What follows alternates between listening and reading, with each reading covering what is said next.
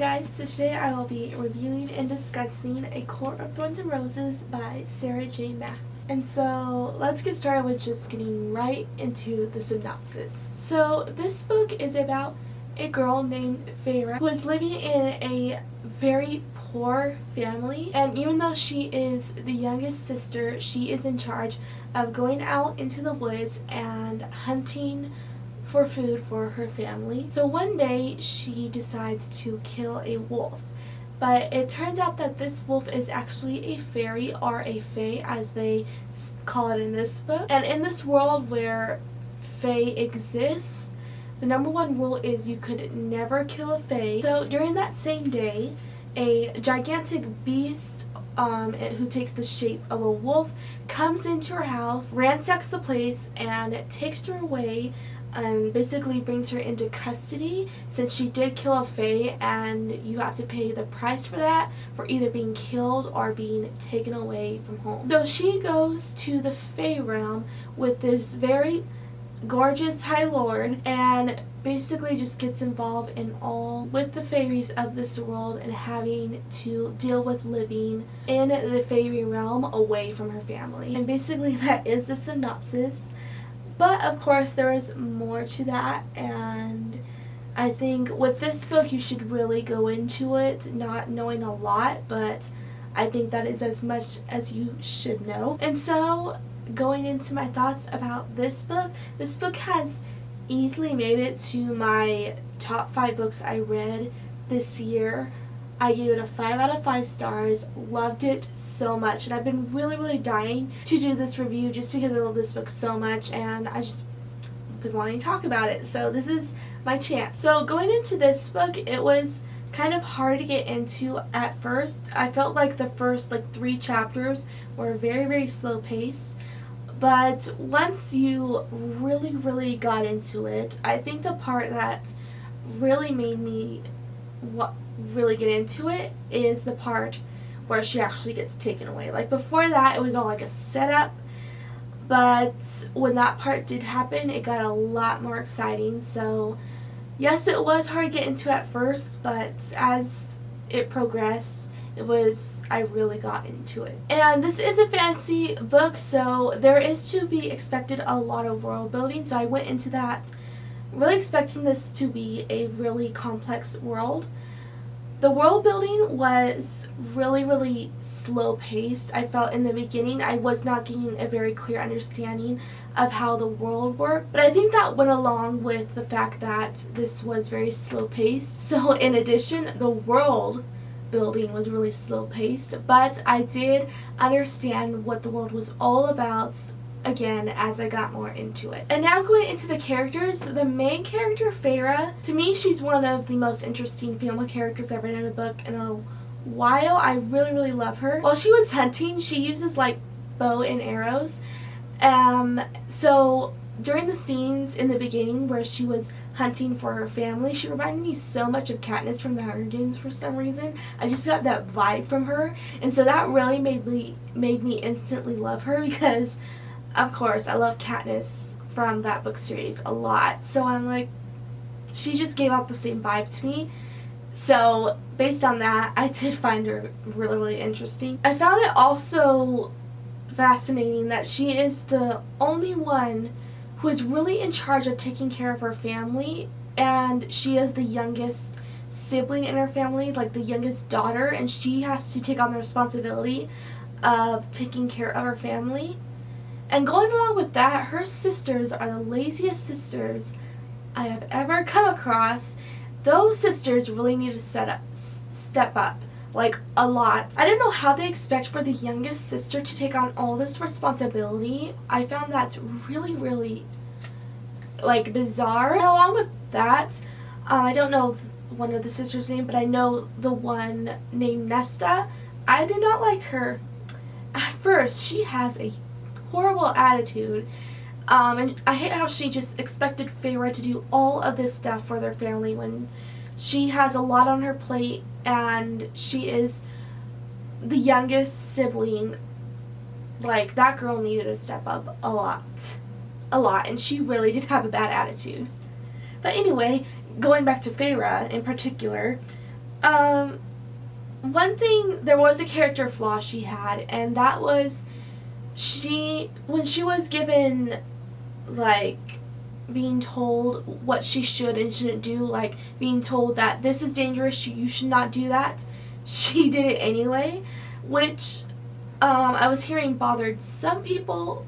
It didn't bother me too much. I think it just went along with how her character is, and it wasn't that big of a deal to me. But there were some times when I could feel a bit of irritation because people were telling her not to do this. Like, this is dangerous. You're gonna get into a lot of trouble. You're gonna get yourself killed probably. And she still did it. She is just a very, very stubborn character. And you know, once in a while, stubborn characters, I find really fascinating. Like, sometimes they're annoying, and yes, because Feyre was stubborn, she was annoying at some times, but really, I kind of liked her stubbornness. I think it just really fitted her character really well, so I was completely fine with that. And then for our second character, and that would be Tamlin, I loved him so much.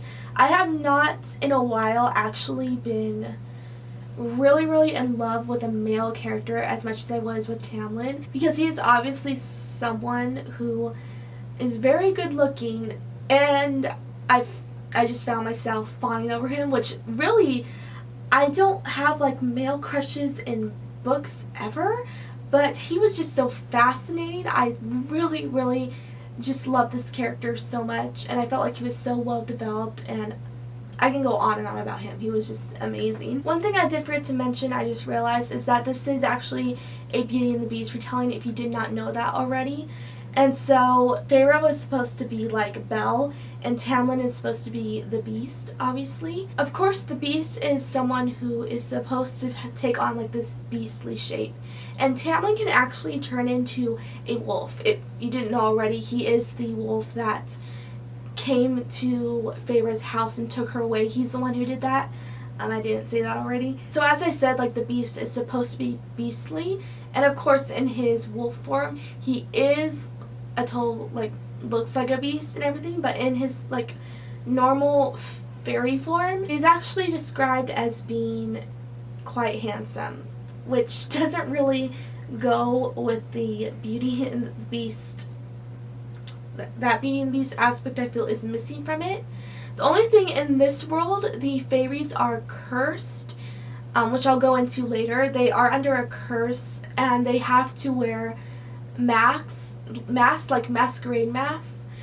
And so Tamlin has to wear one, and he can't take it off. Like, physically, he can't. It'll stay on there forever. So that, I think, is supposed to be the part where he is supposed to be kind of like a beast, which it doesn't really make sense how a mask can make you look beastly, because masquerade masks are beautiful. If you have not seen one, they are beautiful. So I don't know, just Tamlin didn't seem like a really big beast character to me. In fact, his actual personality wasn't mean like the Beast was supposed to be at all. He was actually really kind. At first, he kind of seemed like a bad guy.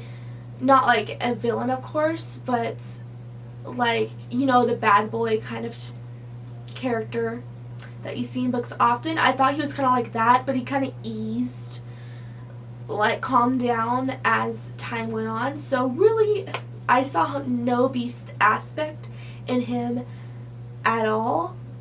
Really not. So I don't see how he is supposed to be the Beast. But yeah, I don't know. Overall, as I said, I loved his character. He's amazing. Really loved him.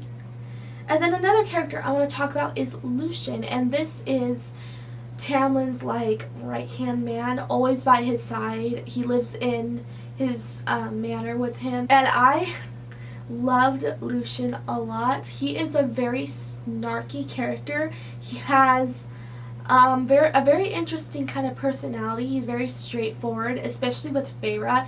He's kind of just not necessarily cruel to her, but he really doesn't seem to like her all that much. And as I said, it's just very straightforward with her.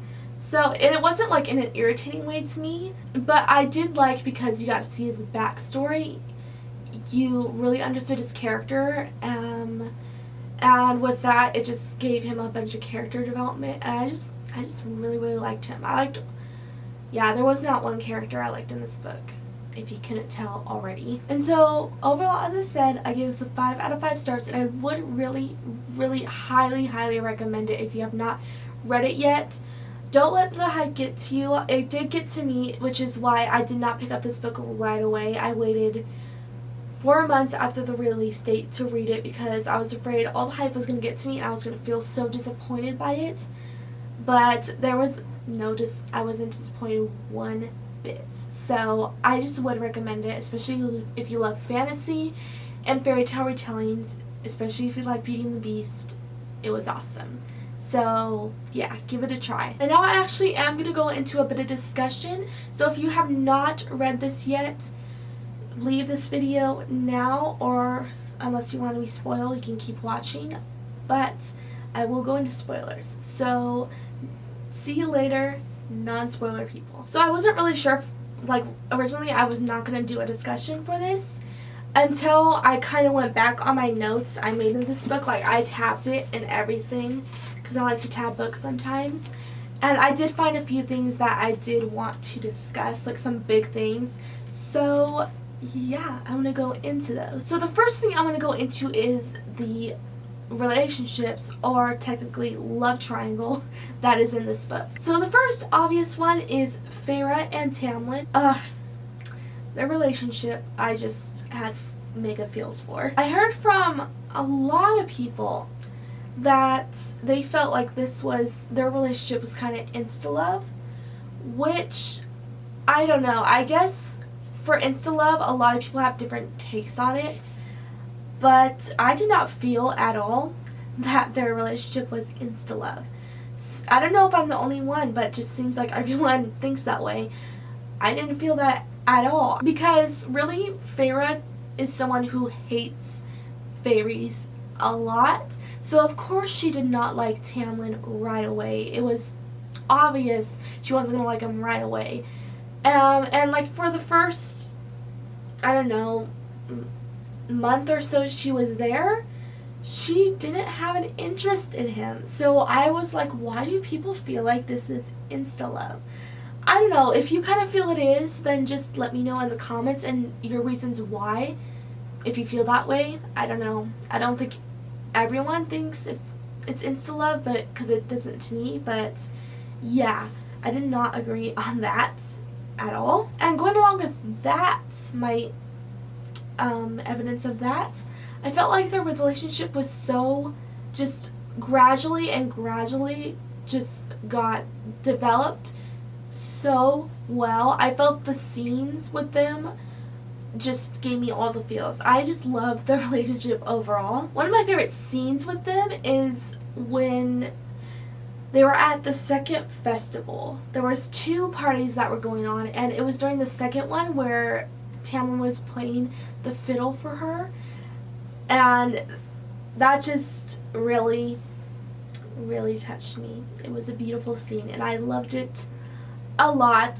and I think that was my favorite scene with them. Even though they had so many scenes together in this book, that one was my favorite because it was just that moment where Feyre was just enjoying herself so much and just really taking such a big liking to Tamlin. It was just really, really sweet. And now going into the second relationship in this book, which is Feyre and Rhysand.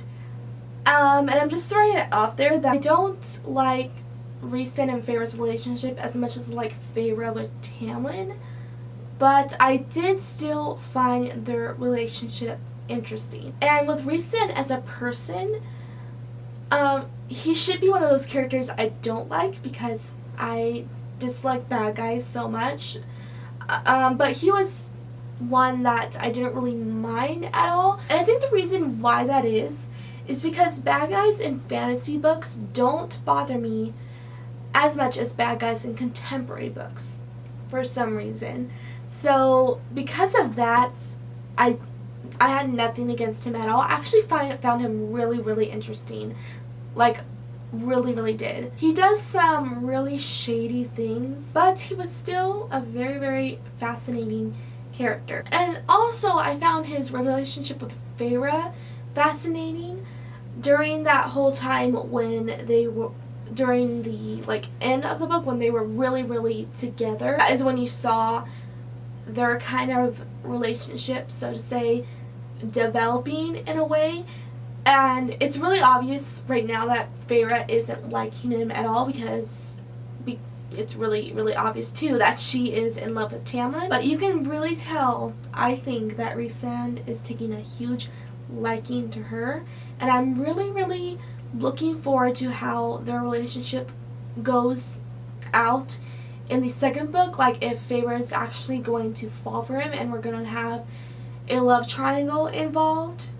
I'm really looking forward to how that plays out in the sequel. The scene that really got me thinking, like, really curious to what this was it was during the really end of the book. Rhysand came to see Feyre for the last time before she left to the Spring Court, and he kind of looks at her, gets like shocked by something, and I've been kind of contemplating on for so long what made him be like shocked all of a sudden during that last moment before he went away. And I've been just really thinking about what it could be. And I recently watched Catatastic's review of this book, and she made like a prediction that he actually imprinted on her. And before, Tamlin was kind of telling her how fairies will find their mates with other fairies in these books, or actually they can find mates with other humans too, because that is possible.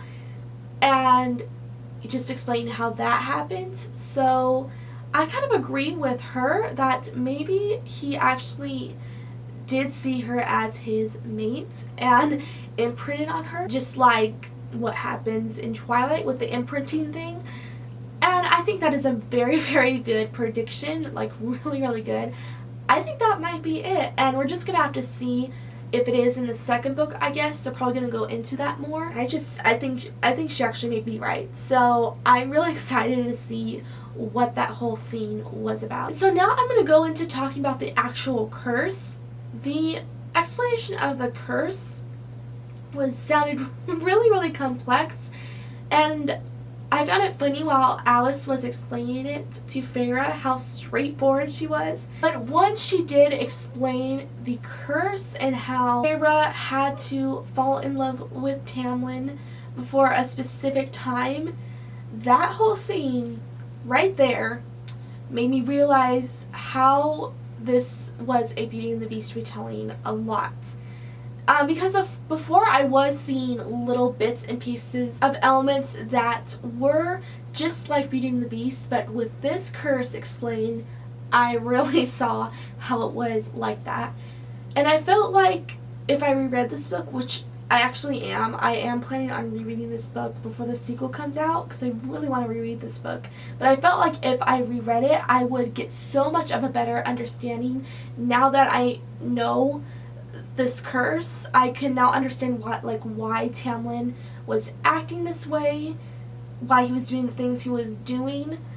Really would. So I cannot wait to actually reread this and with a knowing of what the curse is now. I'm just really looking forward to it a lot. And the last part I want to talk about is Feyre actually becoming a high fae. I did not expect this to happen at all, but now that kind of leads up. I like how Sarah J. Maas did this, because I feel like it's really going to lead up to what the rest of the series is about, and now we're going to kind of get to see how she accustoms to being a high fae and just her development going through that. So I am really excited to see how she deals with this now, and I feel like that's just going to be a very enjoyable thing to see. And so that basically completes my discussion. I hope you guys enjoy this video.